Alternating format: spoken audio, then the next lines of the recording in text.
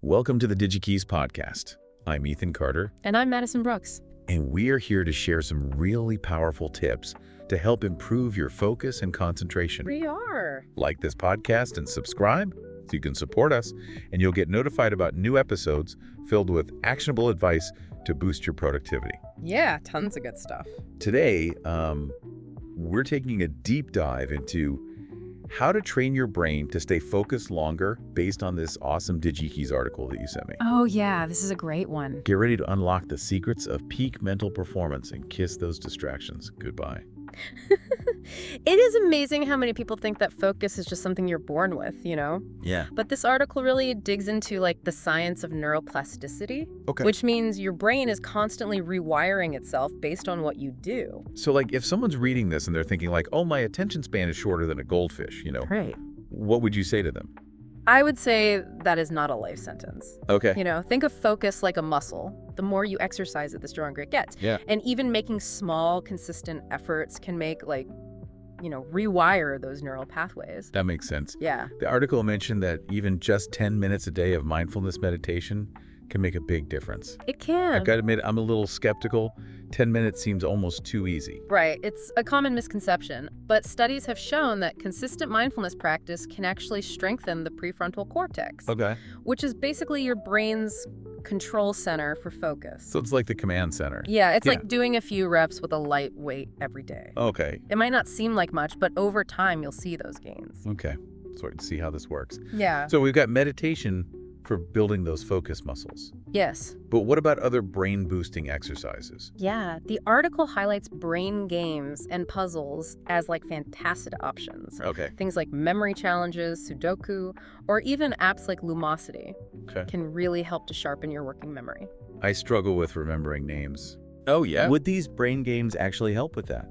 Absolutely, because working memory plays a key role in holding information temporarily. Right. Which is exactly what you need to do when you meet someone new and you're trying to remember their name. That's a great point. It's like a mental workout for those memory muscles. Totally. Okay. And speaking of workouts, did you know that physical exercise is a powerhouse for boosting brain power?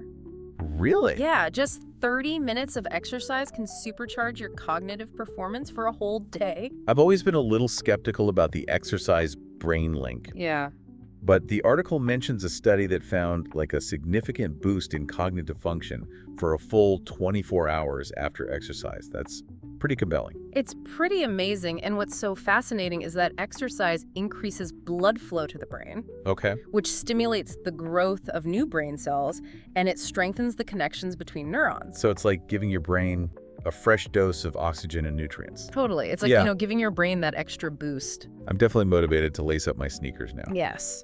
And I'm also curious about this whole diet focus connection that the article talks about. Yeah. What can we eat to fuel those focus fires? Well, first up, we've got omega-3 fatty acids. Okay. They're essential building blocks for healthy brain cells, and they actually play a role in neurotransmitter function, Interesting. which directly impacts focus. Okay. Foods like salmon, walnuts, and flax seeds are all excellent sources. That makes sense. You got to keep those brain cells Well, I happy. gotta keep them happy. Okay, so we got omega-3s. Next, we've got antioxidants, Okay. which fight off free radicals that can damage brain cells and impair cognitive function. Okay. And blueberries are packed with antioxidants. So snacking on blueberries is like giving my brain a shield against damage. Exactly. Love it. And finally, we can't forget about complex carbs. Okay. They provide a slow and steady release of energy, which helps avoid those energy crashes that can lead to distraction. Right. Think whole grains, legumes, and vegetables. Oh, man. I know those crashes all too well.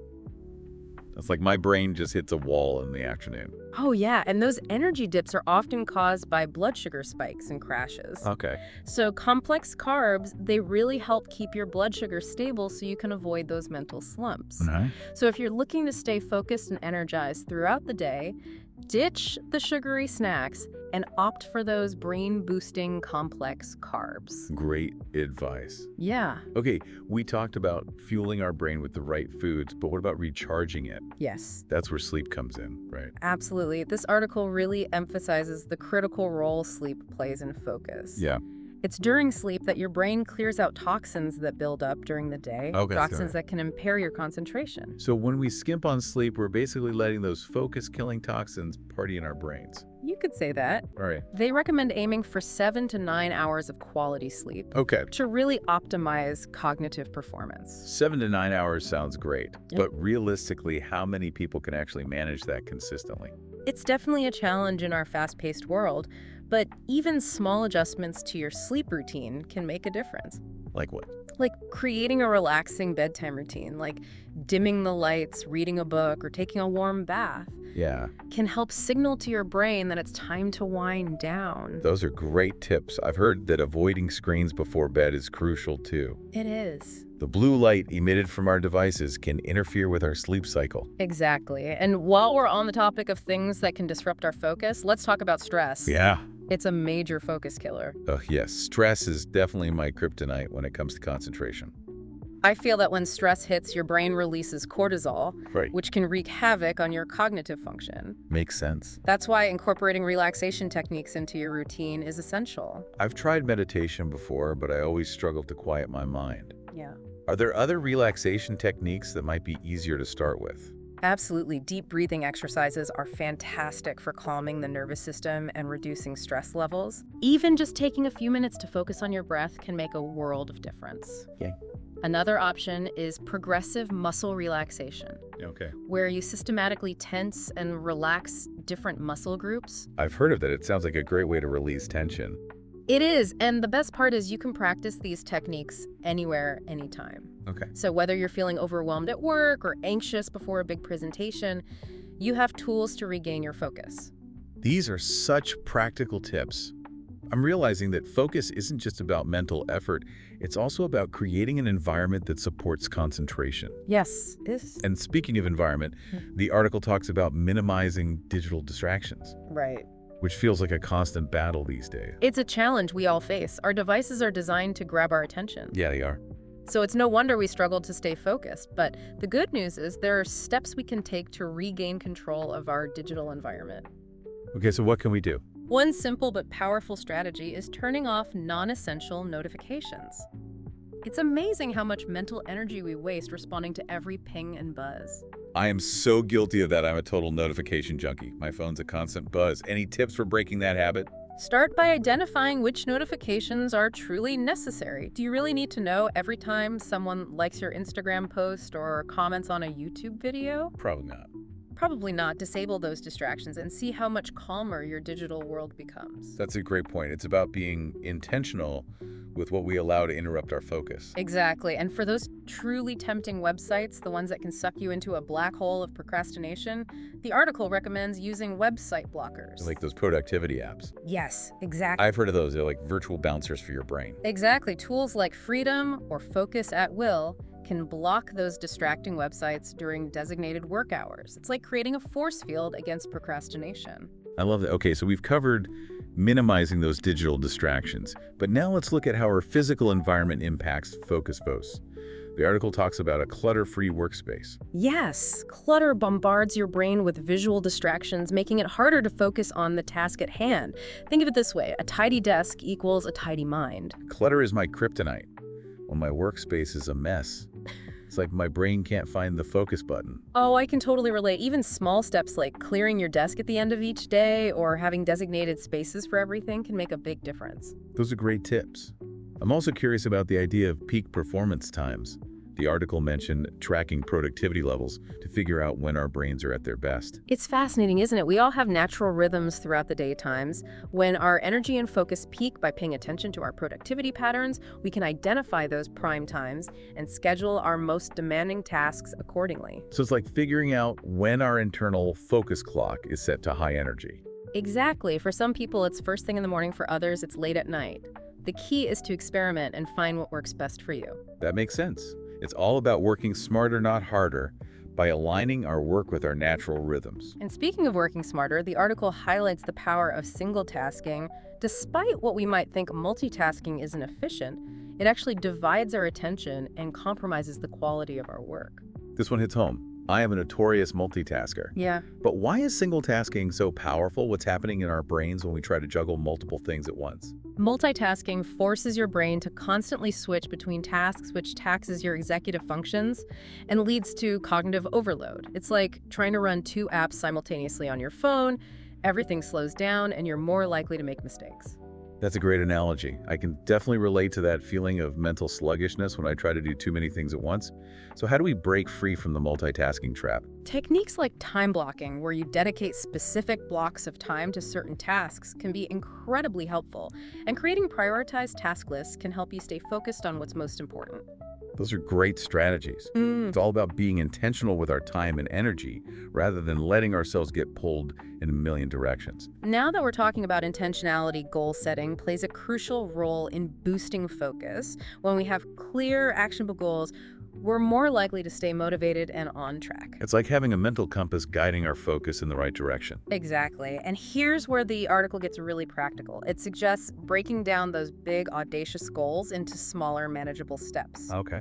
This not only makes the task feel less daunting, but also provides a sense of accomplishment as you check things off your list, fueling your motivation. I love that approach. Small wins, build momentum, and keep us moving forward. Speaking of moving forward, the article also talks about the importance of taking breaks, even when we're in the zone. It seems counterintuitive, but those moments of rest are essential for maintaining our focus over the long haul. Our brains are like muscles. They need time to recharge after periods of intense effort. So it's not about powering through nonstop. It's about finding that balance between focused work and intentional rest. Exactly. Regular breaks can actually enhance your creativity and problem-solving abilities. Stepping away from your work allows your brain to make new connections and come up with fresh insights. What are some effective ways to take breaks that truly recharge our mental batteries? Short bursts of physical activity, like a quick walk or some stretching, can do wonders for your energy levels. And engaging in something relaxing, like listening to music or spending time in nature, can help reduce stress and clear your mind. The key is to choose activities that truly disconnect you from work and allow your brain to rest. That makes sense. It's about giving our brains a mini vacation from the demands of work. I think the article does a fantastic job of reminding us that improving focus is an ongoing journey, not a destination. There's no magical switch we can flip to suddenly become immune to distractions. It's about building those mental muscles, developing healthy habits, and being kind to ourselves when we inevitably have those moments of scattered focus. Exactly. And it's about embracing the process of experimentation, figuring out what strategies work best for each of us. What works for one person might not work for another. That's a great point. It's all about being curious, trying different techniques, and finding what helps us unlock our own unique focus superpowers. Absolutely. And remember, there's no shame in seeking professional guidance. If you're struggling, therapists, coaches, or occupational psychologists can offer valuable support and personalized strategies. It's a reminder that we don't have to figure this out on our own. There are experts who can help us navigate the challenges of focus and reach our full potential. This deep dive has been so insightful. I feel like I have a whole toolkit of strategies to try now. Me too. And remember, even small changes can have a big impact. Start with 1 or 2 techniques that resonate with you and see how it goes. Love that small steps, consistency, and a little bit of self-compassion go a long way. Yeah, it's amazing how much we've unpacked about focus. From the science of neuroplasticity to the practical strategies for taming digital distractions. Yeah, we've covered so much ground, and I think one of the most important takeaways for me is that improving focus is an ongoing process. It is. It's not about reaching some magical state of perfect concentration. Right. It's more about, consistently practicing those habits and techniques that work for us. Absolutely. And being kind to ourselves along the way, Yeah. There will be days when our focus is laser sharp, and there will be days when it feels more like a scattered beam of light. Totally. That's perfectly normal. It's all about progress, not perfection. Yes. And speaking of progress, I love how the article emphasizes the importance of experimenting and finding what works best for each individual. Me too. What works for one person might not work for another. Right. It's all about being curious, trying different techniques, and, discovering what helps us unlock our own unique focus superpowers. I love that our own focus gurus, Yeah. It's about taking ownership of our attention and figuring out what strategies help us achieve peak mental performance. For sure.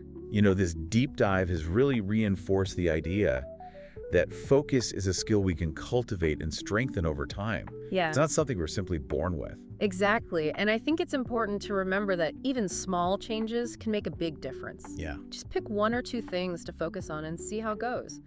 Maybe it's starting a daily mindfulness practice or setting boundaries around your digital distraction. Right. Every step you take towards improving your focus is a step towards unlocking your full potential. That's such a great reminder. Yeah, Small steps, consistency, and a little bit of self-compassion can go a long way. they really count. This has been such a fantastic deep dive into the world of focus training. I Yeah, feel inspired and equipped to tackle those distractions and achieve my goals. me too. And remember, you're not alone on this journey. Yeah. We're all in this together, striving to harness the power of our focus and create lives that are both productive and fulfilling. And if you're feeling stuck or overwhelmed, don't hesitate to reach out for support. There are amazing resources available from therapists and coaches to online communities and books, all dedicated to helping you achieve your focus goals. So to wrap up, I want to leave you with this thought. If you could truly master your focus, what incredible things would you be able to accomplish? What goals would suddenly seem within reach? What dreams would you finally have the mental clarity and stamina to pursue? Let that question be your guide as you embark on your focus journey. That's such a powerful question to ponder. It really highlights the transformative potential of mastering our focus. Thanks for joining us on this insightful deep dive into the world of focus training. We hope you've gained some valuable insights and practical strategies to boost your concentration and achieve your goals. Until next time, stay focused and keep reaching for those amazing goals. Thanks for listening. Like and subscribe for more insights, and visit DigyKeys.com for resources like Conquer Procrastination, your guide to sharper concentration. See you next time.